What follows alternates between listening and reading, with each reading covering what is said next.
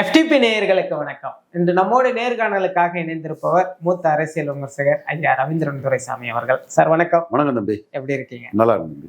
சீமான் அவர்களுடைய அரசியல் ரொம்ப பரவலா பேசப்பட்டாலுமே கூட தொடர்ந்து இப்பொழுது திமுக எதிர்ப்பை தாண்டி தாவேக எதிர்ப்பை பெரிய அளவுல முன்வைக்கிறாரோன்ற ஒரு பார்வை இருக்கு.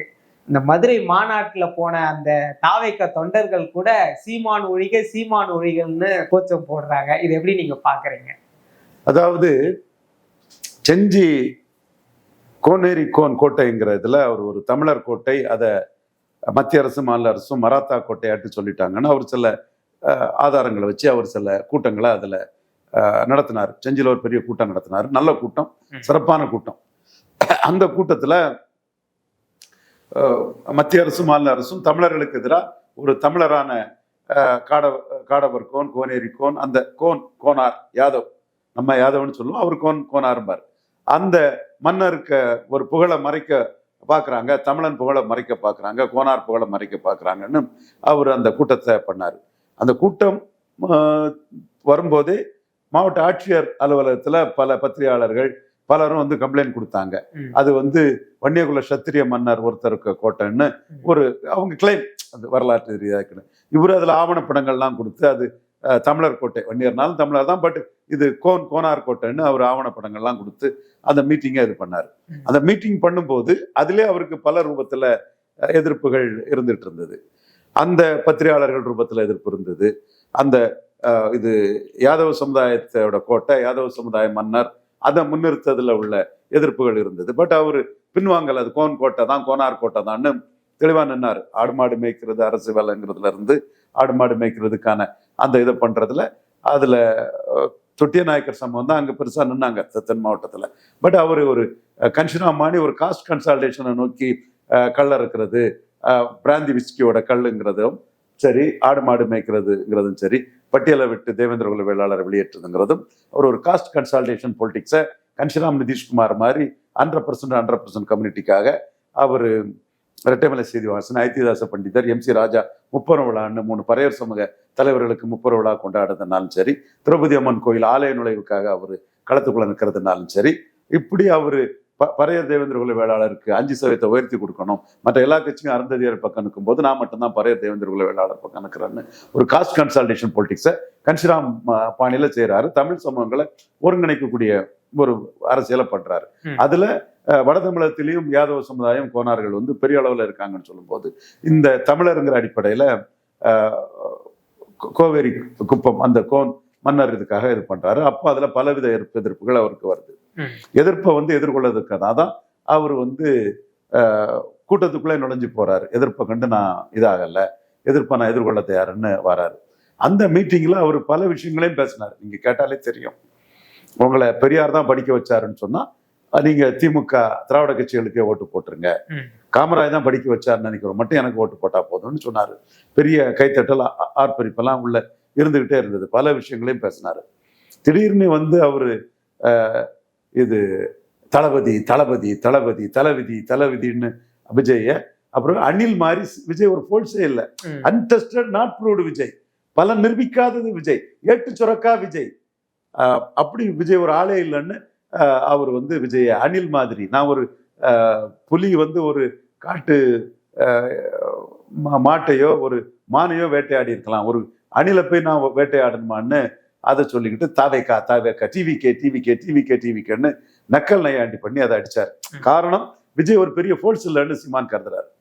முதல்ல விஜய் ஜான் ஆரோக்கியசாமி போன்றவங்க எல்லாம் இல்லாதும் பொய்யுமா விஜய்கிட்ட கோடிக்கணக்கான பணத்தை வாங்கிட்டு அவர்கிட்ட அசைன்மெண்ட் MOU சைன் பண்ணிக்கிட்டு விஜய்க்காக ஒவ்வொருத்தர்கிட்டையும் திருமாவளவன்கிட்ட விஜய் பெரிய ஆளாக்கும், சீமான்கிட்ட விஜய் பெரிய ஆளாக்கும், இது அன்புமணிகிட்ட விஜய் பெரிய ஆளாக்கும்னு விஜய் மார்க்கெட்டிங் பிராண்டிங் பண்ணிட்டு இருந்தாரு. இப்ப நான் தான் சொன்னேன், பலம் நிரூபிக்காதவருங்க ஜான் ஆரோக்கியசாமி சொல்றதுக்கு என்ன ஆதாரம் இருக்குது, என்ன தெளிவு இருக்குது?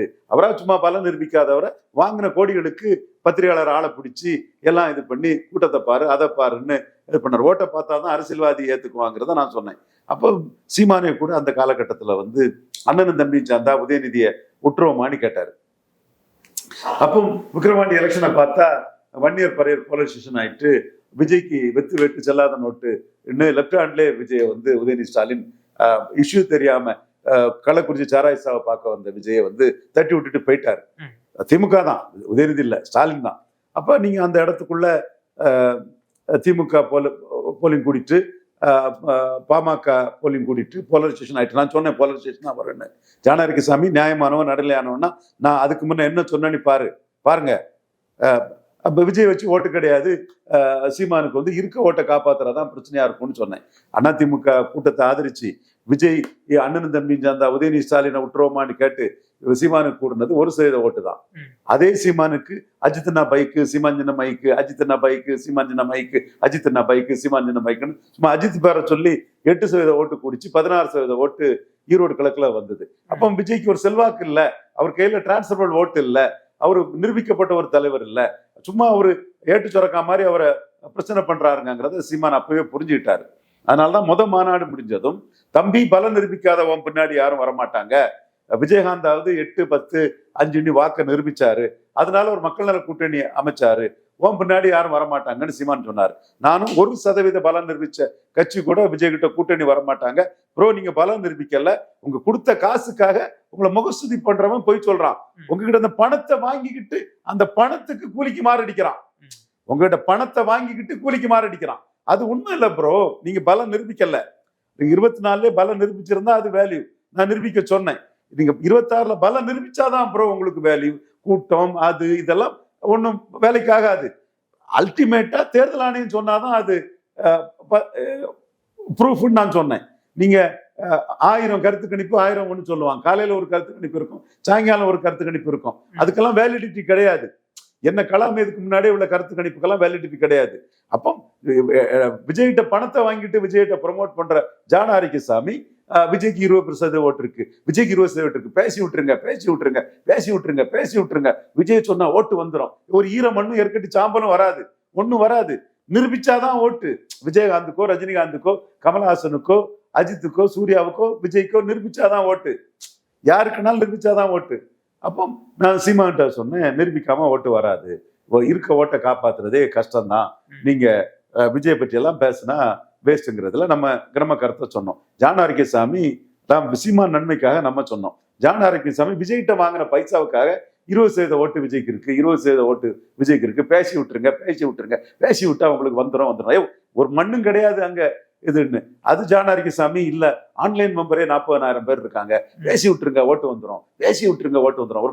ஒரு இந்த வார்த்தையை சொல்றேன், ஒரு மயிரும் வராது, இருந்தாதானே வர்றதுக்கு, நிரூபிச்சாதானே ஓட்டு வர்றதுக்கு அப்படின்னு நம்ம சொன்னோம். அப்போ ரிசல்ட் பார்த்தா ஒன்னும் வரலங்கிறது சீமானுக்கு தெரியுது. அப்போ விஜய் வெட்டு செல்லா நோட்டு ஜானகிசாமி வாங்கின கோடிகளுக்காக போய் சொல்றாங்கிறத சீமான் புரிஞ்சுக்கிட்டாரு. இப்போ சீமான் வந்து அந்த இதுல வந்து விஜய் வந்து ஒரு ஃபோல்ஸே இல்ல, நத்திங் விஜய்ன்னு வாங்கி அடிக்கிறாரு. விஜய் பற்றி எய்த்து பேசுறது தனக்கு லாபம் தானே அடிக்கிறாரு. அப்போ விஜய் ரசிகர்கள் எல்லாம் வந்து இன்னைக்கு மதுரை மாநாட்டுல சீமானுக்கு எதிராக கடுமையான கோஷங்களை போடுறாங்க, சீமானை கடுமையா விமர்சிக்கிறாங்க. அந்த இது வந்து சீமானுக்கும் பெரிய பப்ளிசிட்டி தான். சீமான் வந்து கில்லிங் இன் சைலன்ஸ் ஆகாம விஜய் வர்சஸ் சீமான்ங்கிறது, சீமான் 5வது முறையும் தனிச்சு நிற்கிறாரு, கிளாரிட்டியோட தனிச்சு நிற்கிறாரு. திமுக அதிமுக காங்கிரஸ் பாஜக நாளையும் எதுக்கிறாரு. திமுக அதிமுகவும் காங்கிரஸ் பாஜகவின் ஒட்டுண்ணிகள் ஊதுகுழல்கள் தொங்கு சதைகள் வாங்கி அடிக்கிறாரு. முல்லை பெரியார் இதை விட்டு கொடுத்தது எம்ஜிஆர் தான் சொல்றாரு. கொடநாடு கொலை வழக்கை பற்றி விஜய் ஏன் பேசல, சீமான் பேசுறத சொல்றாரு. அதிமுக ஊழலை ஏன் விஜய் பேசல, சீமான் பேசுறாருங்கிறது வருது. காங்கிரஸுக்கு வாரிசு அரசியல விஜய் ஏன் பேசல, சீமான் பேசுறான்னு வர்றாரு. அப்போ சீமான் பிரின்சிபல் பொலிட்டிஷியன், கொள்கையான பொலிட்டிஷியன், அரசியல் வியாபாரி விஜய்ங்கிறத அவர் எஸ்டாப்ளிஷ் பண்றாரு. ஸோ இதை விமர்சிக்கிறது மூலமா சீமான் வந்து இந்தந்த இஷ்யூல விஜயில இருந்து மாறுபட்டு நிற்கிறாரு. தமிழ்ல இருந்து வந்ததுதான் மலையாளம், தெலுங்கு, கன்னடம், துளுன்னு இருக்கிறாரு. விஜய்க்கு அதுக்கு படம் ஆந்திரா கர்நாடகாவில் ஓடாது. இப்போ பாருங்க, கூலி பெருசா ஓடி சூப்பரா போகுதுன்னு சொன்னா கூலி வசூலுக்கு மெயின் ஆதாரம் ஆந்திராவும் கர்நாடகாவும் தான். ஆந்திராவில் ஜூனியர் என்டிஆர் படத்தையே தாண்டிட்டாரு. ஜூனியர் என்டிஆரே நான் ரஜினி படத்தோட கிளாஷ் ஆனது தப்புங்கிற ஒரு கருத்தை சொன்னார். விஜயும் அந்த மாதிரிதான் இந்த இது சந்திரமுகி படத்தோட சச்சினை விட்டு அடி வாங்கினார். அப்போ நம்ம கிளாஷ் பண்ணிருக்க கூடாதுங்கிறார். அதே மாதிரி கர்நாடகாவில் பெரிய வசூல். அப்போ நீங்க வந்து விஜய்க்கு வசூல் வரணும்னா ஆந்திரா, தெலுங்கானா, கர்நாடகா, தமிழ்ல இருந்து பிறந்ததுதான் தெலுங்கு, கன்னடம், மலையாளம் இதுன்னு சொன்னா கேரளா வசூல் பாதிக்கும், ஆந்திரா வசூல் பாதிக்கும், கர்நாடகா வசூல் பாதிக்கும். அரசியல் வியாபாரி விஜய் இதை பற்றி பேச மாட்டாரு. அப்ப சீமான் தமிழ்ல இருந்து பிறந்ததுதான் தெலுங்கு, கன்னடம், மலையாளம்னு போல்டா, துளுன்னு போல்டா பேசுறாருங்கிறது மக்கள் மத்தியில ரீச் ஆகும். இது அஜித் ரசிகன், ரஜினி ரசிகன், சூர்யா ரசிகன், சிவகார்த்தி ரசிகன், சிம்பு ரசிகன், கார்த்திக் ரசிகன், மற்ற விக்ரம் ரசிகன், மற்ற தனுஷ் ரசிகர்கள் எல்லாருமே வந்து கொண்டு ரீச் பண்ண வச்சிருவாங்க. அது சீமானுக்கு ஒரு பெரிய பிளஸ். பாடா சீமான் தமிழ்ல இருந்து பிறந்ததுதான் தெலுங்கு, கன்னடம், மலையாளம்னு சொல்றான். விஜய் எல்லாம் ஒரு அரசியல் வியாபாரி, பொழப்புக்காக வந்திருக்கான், பச்சோந்தல். இதை கூட சொல்லதுக்கு ஒரு இது இல்லைன்னு மக்கள் மத்தியில அது ரீச் ஆகும். அதனாலதான் விஜயை தட்டி விட்டு அது மக்கள் மத்தியில விஜய் அருந்ததியர்களுக்காக நிற்கிறாரு, நான் பரையர் தேவேந்திர குல வேளாளருக்காக நிற்கிறேன். விஜய் சினிமாவில தான் தீப்பந்தம் எடுத்து தீண்டாமை ஒளின்னு பேசுவாரு. நான் உண்மையிலேயே திரௌபதி அம்மன் கோயில் ஆலய நுழைவுக்காக நான் களத்துக்குள்ள போகக்கூடியவன். இப்படி அந்த கம்பாரிசன் வந்து கமலஹாசன் சீமான் கம்பாரிசன்ல சீமானை உயர்த்திச்சு இல்லையா? அதே மாதிரி விஜய் சீமான் கம்பாரிசன்ல விஜய் அரசியல் வியாபாரி, கட்சி ஆரம்பிச்சு லெட்டர் பேடா இருந்தாரு, விக்கிரவாண்டியில களத்துக்குள்ள வரல, ஈரோடு கிழக்குல களத்துக்குள்ள வரல, சீமான் களத்துக்குள்ள நின்று ஃபைட் பண்ணாரு. இப்படி களத்துக்குள்ள நின்று ஹரிநாடாரோட கீழே நாங்குநேரியில போனாலும் 1.5% தான் விக்கிரவாண்டியில, பழைய விக்கிரவாண்டியில எடுத்தாலும், வெள்ளூர்ல 2.6% எடுத்தாலும் களத்துக்குள்ள நின்னாரு. இன்னைக்கு 8.3க்கு போயிட்டாரு. இன்னைக்கு கன்ஷரா மாதிரி, நிதிஷ்குமார் மாதிரி களத்துக்குள்ள நிக்கிறாரு, கள அரசியல் பண்றாரு. கண்டிப்பா 17% வாக்கு சீமான் வந்துருவாரு. சீமானுக்கு அந்த மெரிட் ஏறும். அப்ப மெரிட் ஏறணும்னா விஜயை தட்டுனா அது பாப்புலாரிட்டி கிடைக்கும். விஜய் சீமானுன்னா மற்ற சினிமா ரசிகர்கள் எல்லாம் சீமான் இப்படி பொது தொகுதியில் ஆதி தமிழர் நிறுத்துறாரு, 5% பரையர் தேவேந்திர குல வேளாளருக்கு உயர்த்தி கேட்கிறாரு, பலர்களை பாண்டியர்களை ஸ்ட்ராங்கா சொல்றாரு, பட்டியல் வெளியேற்றத்தை பற்றி சீமான் பேசுறாரு. இப்படி சீமானை பற்றிய எல்லா நகர்வுகளும் எல்லா விஷயங்களும் வந்து மக்கள் மத்திக்குள்ள கொண்டு போகும். அது பாப்புலர் நடிகரான விஜய ஒரு தட்டுனா அது ஈஸியா அது ரீச் ஆகும்னு சீமான் திட்டம் போட்டுதான் அந்த தட்டுனாரு. அது சீமானுக்கு பெரிய அளவுக்கு பலன் கொடுக்கும். சீமான் இந்த தரப்பு மக்களுக்காக நிற்கிறாருன்னு மக்கள் மத்தியில ரீச் ஆகும். மிக தெளிவா சொன்னீங்க. நம்ம மேலும் ஒரு காணொலியில சந்திக்கலாம். நன்றி தம்பி.